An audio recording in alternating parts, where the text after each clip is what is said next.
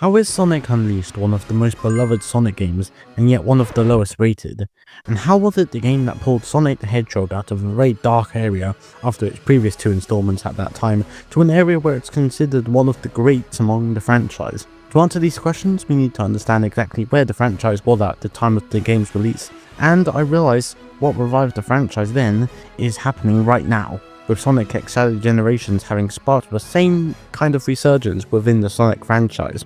And we haven't seen this kind of event since 06 releasing.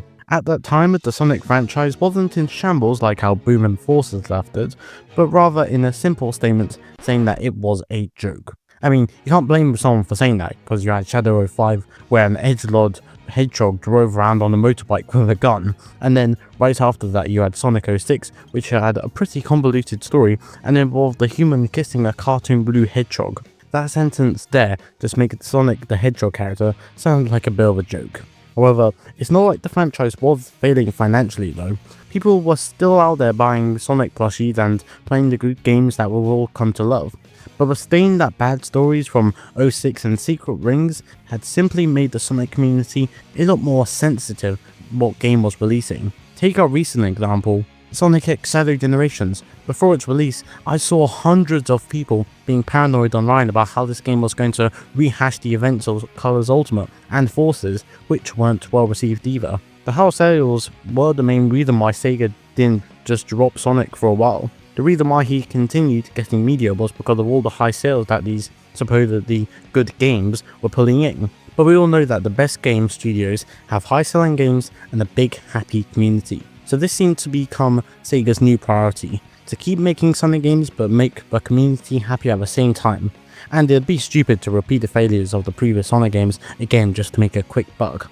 And the fact that Sonic 06 hadn't KO'd Sonic financially was a huge bit of luck on Sega's end. So just 2 years after 06 and 1 year after Secret Rings, the next mainline Sonic game approached the doorstep, called Sonic Unleashed.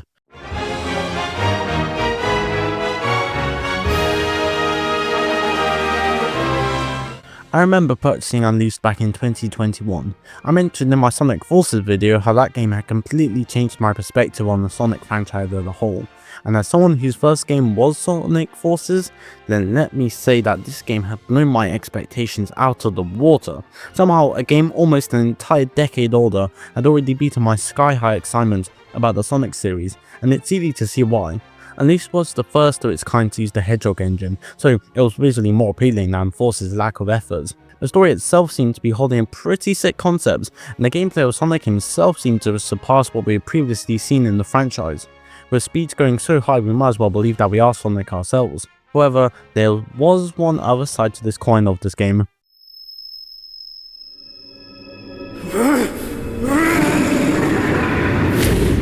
The gameplay complements this game really well. You've got two main styles, Werehog, Hedgehog, and of course, one was more controversial than the other.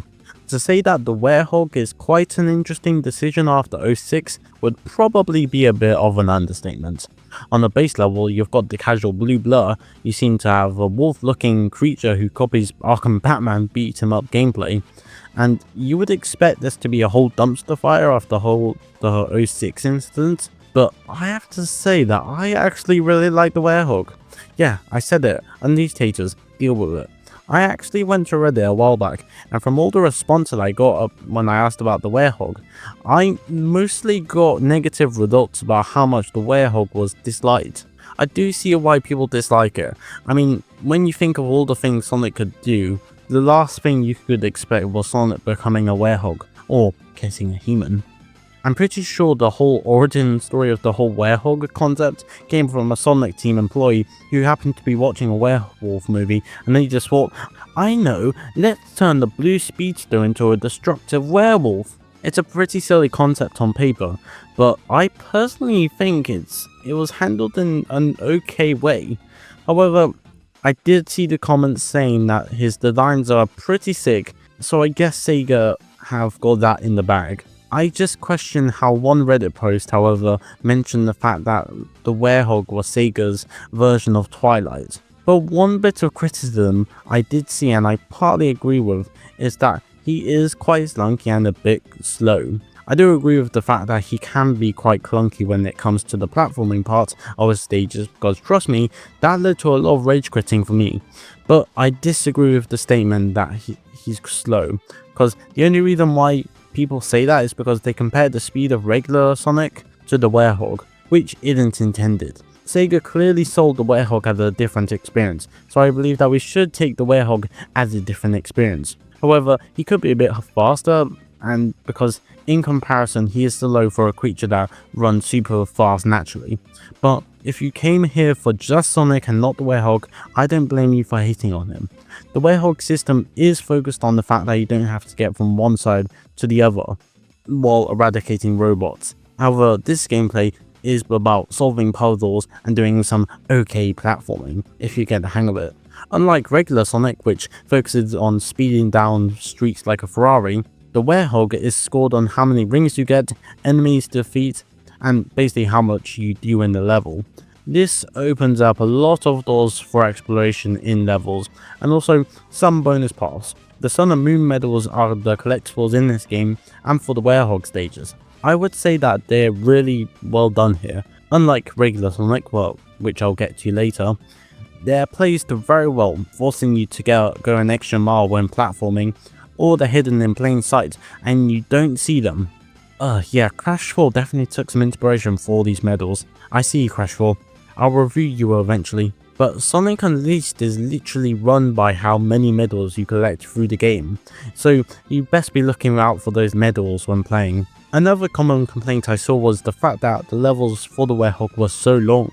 They took often someone like me who's bad at the game a very long time to complete. It took me 20 minutes to complete one of the Werehog stages. I would say that it's sort of okay when you're enjoying the stage, but if you're disliking it, then you're in for a rough ride, because these levels are so long. Even if you're not trying to get everything and you get a B rank that stares into your soul, but levels can be a hassle if you don't enjoy the Werehog. But you have to praise Sega for putting in the effort to make a single combat moveset. They make a lot of time playing as the Werehog quite unique, and it's always entertaining when you start pummeling an enemy into the ground, QTE, unlike Forces levels. And can I just mention that I have stretchy legs and arms? I don't know why, but every time you have to grab onto a ledge or a pole, it's just so satisfying to see his arm grab to get it. Speaking of that grabbing mechanic, I noticed that it doesn't always grab onto the place of desire, and that it can leave me going, but in the beginning, it's fine for me and it's pretty cool, but his regular counterpart is a whole other story. This is the real me. Pretty cool, huh? Sonic the Hedgehog is peak in this game. Every Sonic game that has had the Beast Formula style gameplay has not been as good as it was here. Hear me out. I've noticed in a lot of recent Sonic the Hedgehog games, they all promise to do a lot of great stuff. Pretty much all the games from Lost World to Frontiers have failed to meet them. Lost World, we were promised a good gameplay, a good story, and that the game was going to be good. The game wasn't. Sonic Boom, we were promised to get a cool reboot of the Sonic franchise, great stories, and a great gameplay. We didn't. Forces promised an emotionally mature story and a next-gen gameplay. We didn't get it. Frontiers, a good story, but the visuals and the gameplay elements were not what we wanted. This is just another thing that Sonic X Generations is doing right now. It's living up to the promises, and Sonic Unleashed does the exact same.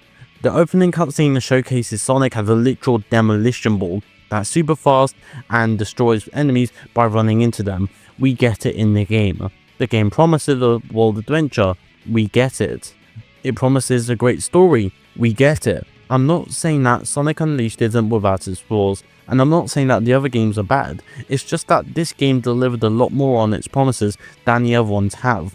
And if you want to debate this with me further, then please do join my Discord server where we can talk about it more and this game in general. Going back to regular Sonic though, he's just not fast. He's the kind of fast that makes Forces Sonic look like a joke, but pushes you back a mile when he starts boosting. Out of all the boost Sonic games, this is where he has been his fastest. The rest of the screen practically blurs out because it makes you feel like you're going super fast, and that is a detail which I just really like.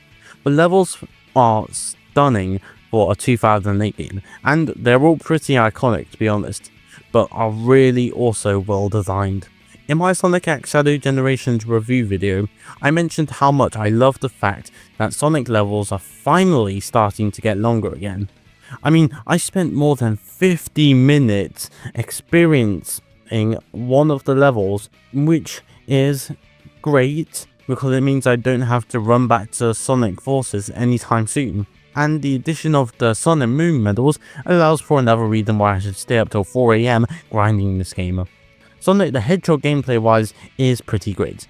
While I should say that Generations beats the drift mechanic, everything else for me is just great. I mean, controversial opinion here, but all the QTEs that are in this game, whether it's beat 'em up mechanics or trick ramps, I love it. It draws your attention when you look up and have to figure out which buttons you need to push to stay alive.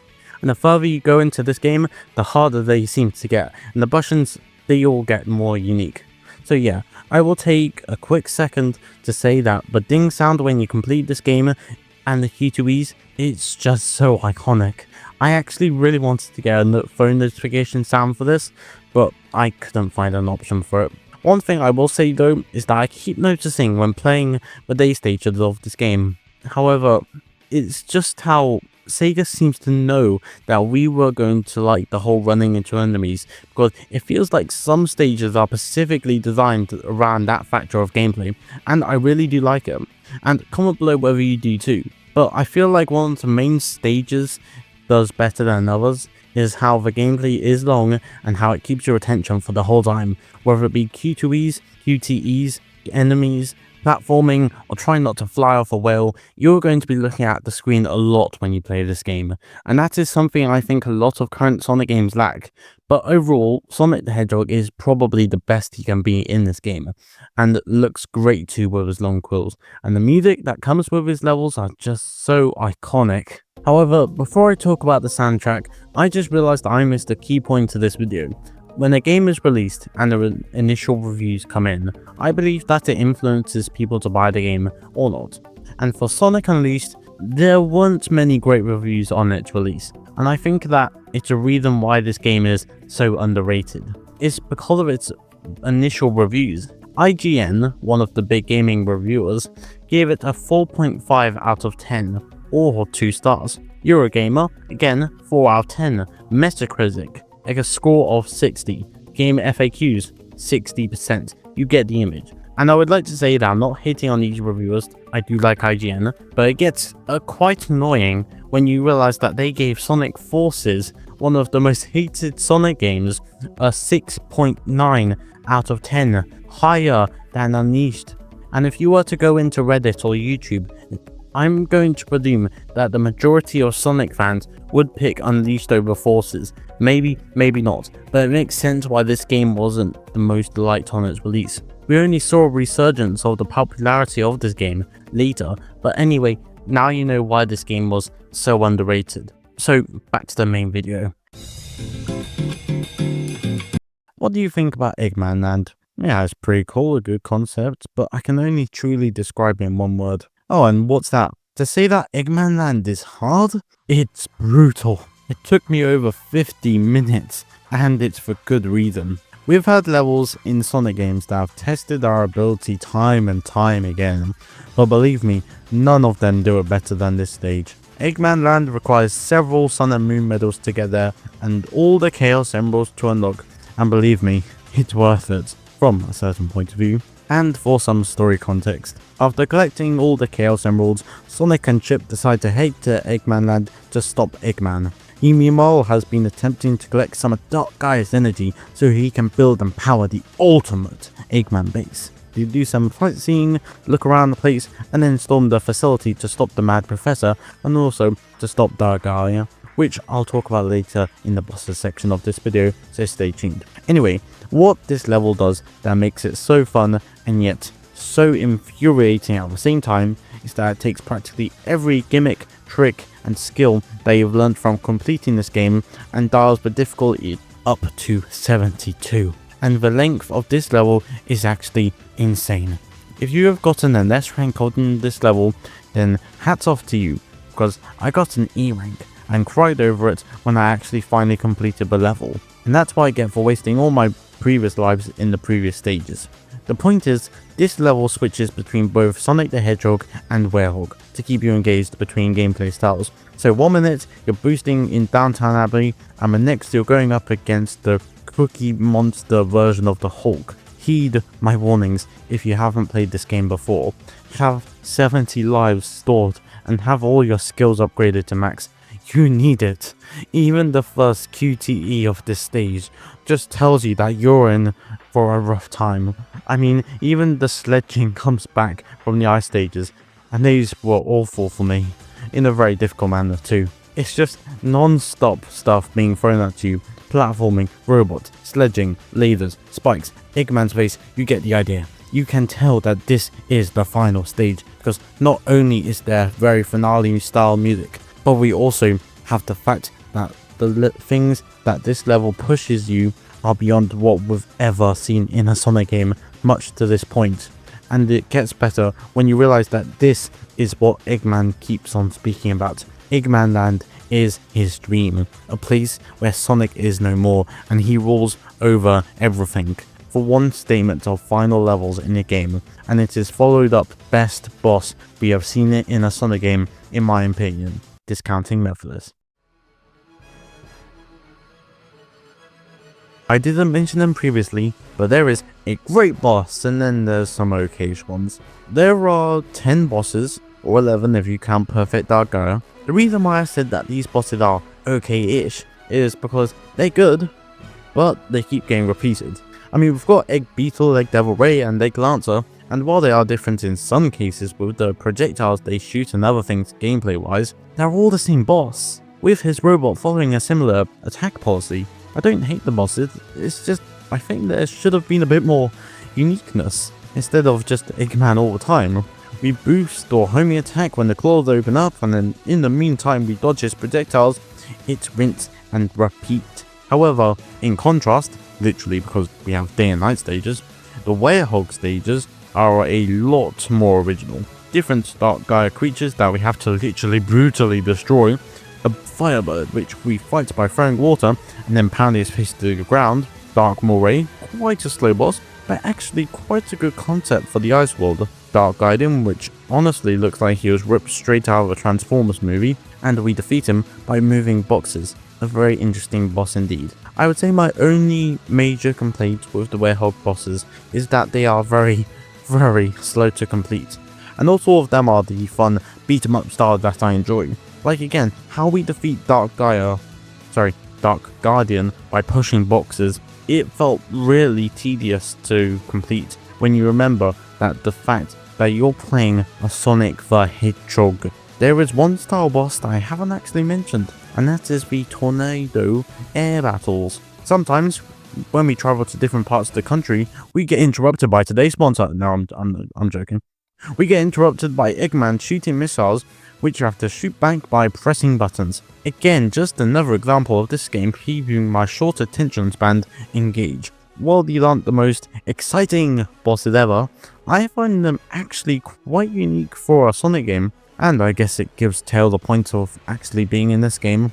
You know, apparently Shadow was meant to be in this game, but was cut out for some reason. Does anyone think we should have seen Shadow the Werehog? Comment below. But moving swiftly onwards, Werehog and Chip reach a dead end in Eggman Land, near the Earth's core, and surprise surprise, Eggman crashes in to stop us. And we second to last bosses, a familiar face from Forces and Generations, the Egg Dragoon, or should I say, Prototype 1. Both Hedgehog and Werehog Sonic get their final bosses, and this is the Werehogs. And you can tell it's the final boss because you're sort of on a time limit as we plummet further down into the Earth's core. I personally would say that this boss is hard if you haven't mentioned the Werehog's control already. Once you've figured it out, it gets quite easy. Eggman whacks, sends ice everywhere, and deploys robots, which can be quite a hassle if you don't get out of the way in time. Which I think is actually quite ironic when you realize that there is literally a big green button on the robot where the weak spot is, and I only just realized that if you dodge all the obstacles and just stay close to the robot, then you can take out Eggman pretty quickly if you do it right. However, during this boss 2 stages, where a set of QTEs activate, and let me say that this boss may have the most brutal takedown I have ever seen in a Sonic game to this date. Sonic literally grabs Eggman and literally throws him straight away into the face of the planet like it's nothing, and then Eggman is literally ended for this game. A second CGI cutscene then opens, the man of the hour appears, one of Sonic's largest enemies, and happens to be a god, and in comes Sonic the Hedgehog's segment of the boss. But before that, Eggman starts ranting about another defeat before Darkeye pops up and slaps Eggman right back to the loading screen. Attempting to get more lost energy back, Darkeye absorbs all the negative energy from the Werehog, and therefore removing the Werehog entirely from the equation. Feeling weak, Sonic begs Chip to run, but after realizing that he will actually like Gaia earlier in the story, Chip decides to go all Optimus Prime and grabs all the temples across the world and becomes a big transformer and goes to fight Dark Gaia. We then take control of the Light Gaia statue and fly out towards the enemy. And it's here when I remember playing this game for the first time and geeking out about the story and then raging over the difficulty. As we fly over to Dark Gaia, we have to dodge flying rocks and lasers to stay alive. As much as I love this part of the boss, the controls are painfully slow, which is really annoying when you're panicking to get to Dark Gaia. The end result is worth it though, because we then transition into modern Sonic for 3 short levels, jumping across the Colossus. I think is really cool. Chip then delivers a KO, who starts raging and spends all of his effort upgrading into his perfect form. Sonic summons all the Chaos Emeralds and transforms into Super Sonic. Now this is where it gets fun. I said in my Sonic Forces video, this is a game I feel makes a good final boss in a Sonic game. It's the music. As we fly towards Dark Gaia, the theme of endless possibility blasts straight into your ears as an orchestral version, like the game saluting us on making it this far. Is this like the Frontiers bosses? No. But even if this boss is partly 2D and doesn't control fully amazingly, I feel that unlocking Super Sonic here acts as a reward for completing this game finally. Chip decides to go full boxer mode on him, and once we break over the shield, Sonic delivers one final blow.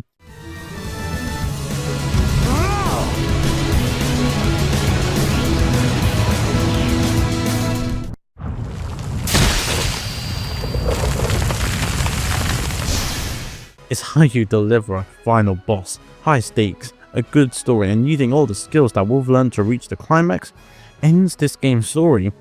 Right before Chip fades away, hurls Sonic like a tennis ball, and then we run off into the sunset with endless possibilities carrying us out. So why do I think that Sonic Unleashed is the most underrated Sonic game? Well, I think I talked about all the things that I love about the Sonic game. The day stages, the night stages, the story, the environments, and just a fire final boss. But the reason why it's underrated is because I believe that this game was pushed aside from the negative reviews. Honestly, from a certain POV, you can understand why, seeing as the Sonic franchise has sort of become a joke at the point of its release in the 2006 era. So I would say that this game single-handedly revived Sonic the Hedgehog, but if you made it this far and still watching, thanks so much for listening. Comment your thoughts on this game in my video below, join my Discord server from the link below, and like and subscribe for more Sonic videos. I'll see you later guys.